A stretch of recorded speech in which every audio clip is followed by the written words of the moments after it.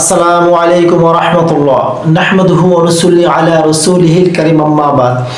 সম্মানিত সুধী, নির্ধারিত টাইমে কিংবা নির্দিষ্ট সময় ঘুম থেকে জাগ্রত হওয়ার একটি উপায়।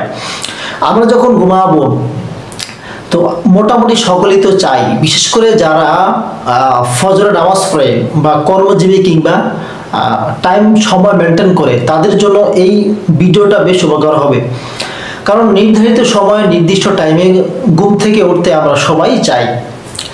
যদি আপনি ফজরের সময় 5টার দিকে ঘুম থেকে উঠতে চান, তাহলে এই সূরা বাকারার 125 নম্বর আয়াতে কারিমা যদি পড়ে ঘুমান, যে ধ্যান ধারণা করবেন কিংবা যে সময়টা আপনি ফিক্স করবেন, ওই সময় আপনি ঘুম থেকে উঠবেন। যে ভাই, শুধু নেককার ব্যক্তিরাই যে পড়লে হবে আর অন্য ব্যক্তিরা পড়লে নির্দিষ্ট টাইমে উঠতে পারবেন না, আসলে এমনটা নয়। যে কোনো ব্যক্তি হোক না কেন, যে কোনো মানুষই হোক না কেন, যদি 125টা আয়াত সূরা বাকারার পরে ঘুমায়, তাহলে অবশ্যই সে যে সময়টা টাইম বা মানে ফিক্স করবে, নির্ধারণ করবে, ওই সময় সে উঠতে পারবে। যদি কেউ চায় 4টার সময় ঘুম থেকে উঠবে অথবা সকাল 7টার দিকে উঠতে চায়, তাহলে সে ওই সময়ে অটোমেটিক আল্লাহ তাআলা কুদরতিভাবে তাকে জাগ্রত করে দিবেন।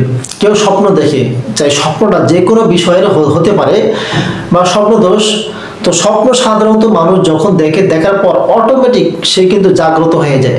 তাকে কেউ জোর করে জাগ্রত করে না, জাগায় না কিংবা অ্যালার্মও দেয় না, কিন্তু অটোমেটিক যেভাবে সে জাগ্রত হয়, ঠিক তেমনি ভাবে এই আমলটা করে যদি সে কেউ ঘুমায়, ঠিক নির্দিষ্ট টাইমেও সে ঘুম থেকে উঠতে পারবে। সম্মানিত সুধী, আমরা যারা টাইম মেনটেন করি কিংবা আমাদের মোবাইলে অ্যালার্ম দেওয়া লাগে অথবা ঘড়িতে অ্যালার্ম দেওয়া লাগে, তো এইটার পরিবর্তে আপনার যদি ছোট্ট একটি আয়াতে কারিমা, দেড় আয়াত, এই আয়াতে কারিমা যদি আপনি পরে ঘুমান, আয়াত যাদের মুখস্থ নেই অবশ্যই মুখস্থ করে নেবেন আর আজকে থেকে আমলটা চালু করে দেন। কারণ আমরা তো দৈনিকই তো আমাদের ঘুমানো লাগে, কারণ কোনো মানুষ তো নেই যে না ঘুমিয়ে থাকে।